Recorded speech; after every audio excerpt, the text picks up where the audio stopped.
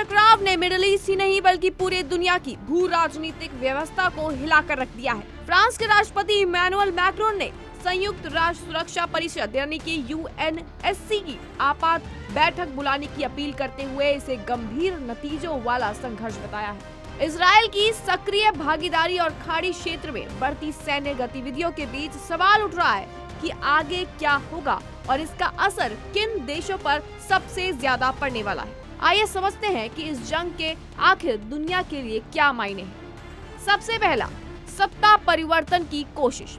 सबसे पहले आपको बता दें कि अमेरिकी राष्ट्रपति डोनाल्ड ट्रंप ने ये संकेत दिया है कि ईरान पर अमेरिका के हमले कई हफ्तों या फिर जितना जरूरी हो जारी रह सकते हैं। ट्रंप ने कह दिया है कि जब काम पूरा हो जाए तो ईरान के लोग अपनी सरकार खुद संभालें। ट्रंप के इस बयान को ईरान में सत्ता परिवर्तन के संकेत के रूप में भी देखा जा रहा है और साथ ही आपको बता दें कि अगर संघर्ष का लक्ष्य तेहरान की सत्ता संरचना को कमजोर करना है तो इससे देश के भीतर राजनीतिक अस्थिरता और सत्ता संघर्ष की स्थिति बन सकती है। दूसरा, लंबा खिंच सकता है ये युद्ध। बता दें कि ईरान की रेवोल्यूशनरी गार्ड यानी कि IRGC ने ये दावा कर दिया है कि सभी अमेरिकी और इजरायली ठिकाने उनके निशाने पर हैं। क्षेत्र में फैले अमेरिकी सैन्य ठिकानों पर हमलों की खबरें लगातार सामने आ रही हैं। अगर जवाबी कार्रवाई का सिलसिला यूं ही जारी रहा तो ये संघर्ष सीमित हमलों से बढ़कर पूर्ण युद्ध का रूप ले सकता है। बता दें कि लेबनान, सीरिया, इराक और यमन जैसे देशों में सक्रिय समूह भी इसमें शामिल हो सकते हैं, जिससे मिडिल ईस्ट में और अधिक अस्थिरता आ सकती है। तीसरा है हॉर्मूज चैनल के बंद होने का खतरा। बता दें कि स्ट्रेट ऑफ हॉर्मूज दुनिया की करीब 30% समुद्री कच्चे तेल के परिवहन का रास्ता है।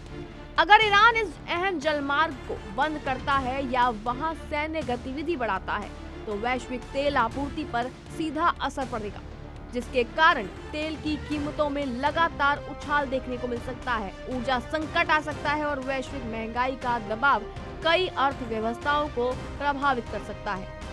चौथा, कूटनीतिक समझौते की संभावना। इस बीच आपको बता दें कि यूरोपीय संघ और ब्रिटेन ने तीनों देशों से संयम बरतने की अपील की है। ओमान, जो पहले परमाणु वार्ता में मध्यस्थ की भूमिका निभा चुका है, उसने भी अमेरिका को सतर्क रहने को कहा है। अगर कूटनीतिक चैनल सक्रिय हुए तो युद्ध विराम या सीमित समझौते की भी संभावना बन सकती है।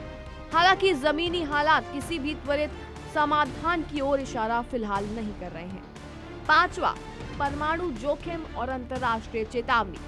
इसी बीच आपको बता दें कि रूस ने अंतर्राष्ट्रीय परमाणु ऊर्जा एजेंसी की आपात बैठक बुलाने की मांग की है और चेतावनी दी है कि हमलों से रेडियोलॉजिकल तबाही का खतरा पैदा हो सकता है और अगर ईरान के परमाणु प्रतिष्ठान सीधे या फिर अप्रत्यक्ष रूप से प्रभावित होते हैं तो क्षेत्रीय ही नहीं बल्कि वैश्विक सुरक्षा पर भी गंभीर असर पड़ेगा। अब सवाल उठता है कि किन देशों पर इस युद्ध का सबसे ज्यादा असर पड़ने वाला है और सवाल तो ये भी है कि अमेरिका इस जंग को जीतेगा या फिर उसको भारी कीमत चुकानी पड़ सकती है। बता दें कि अमेरिका के लिए इस जंग के परिणाम रणनीतिक जीत से लेकर बड़े सैन्य और आर्थिक नुकसान तक कुछ भी हो सकते हैं।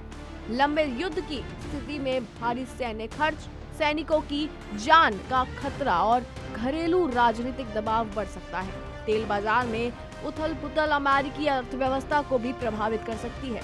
हालांकि अब सवाल ये उठता है कि इजराइल को राजनीतिक लाभ मिलने वाला है या उसके लिए भी जोखिम साबित होगा। बता दें कि इजराइल के लिए ईरान लंबे समय से एक अच्छी खासी सुरक्षा चुनौती रहा है। अमेरिका का खुला समर्थन प्रधानमंत्री बेंजामिन नेतन्याहू के लिए राजनीतिक बढ़त माना जा सकता है, खासकर चुनावी माहौल के अंदर। हालांकि आपको बता दें कि मिसाइल हमलों और क्षेत्रीय अस्थिरता का सीधा खतरा इजराइल को भी झेलना पड़ सकता है, जिसके कारण इजराइल को आर्थिक नुकसान के साथ साथ अपने वजूद को कायम रखने के लिए भी बड़ा चैलेंज फेस करना पड़ सकता है। अब सवाल तो ये भी उठ रहा है कि दुबई समेत कितने खाड़ी क्षेत्रों के यानी देशों की अर्थव्यवस्था पर इसका असर पड़ सकता है। बता दें कि दुबई पर्यटन और व्यापार का बड़ा केंद्र है। खाड़ी क्षेत्र में मिसाइल और ड्रोन हमलों की आशंका से पर्यटन उद्योग और व्यापारिक गतिविधियां प्रभावित हो सकती हैं। यूएई अमेरिका का करीबी सैन्य साझेदार है, जबकि ईरान उसके लिए एक महत्वपूर्ण व्यापारिक भागीदार भी है, जिसके कारण दोनों देशों के साथ संतुलन बनाना दुबई के लिए चुनौतीपूर्ण हो सकता है। और शायद यही वजह है कि ईरान जंग सिर्फ दो देशों के बीच टकराव नहीं है, बल्कि ये वैश्विक शक्ति संतुलन की परीक्षा बन चुका है। तेल बाजार, क्षेत्रीय सुरक्षा, परमाणु जोखिम और कूटनीतिक समीकरण सब कुछ दांव पर लग चुके हैं।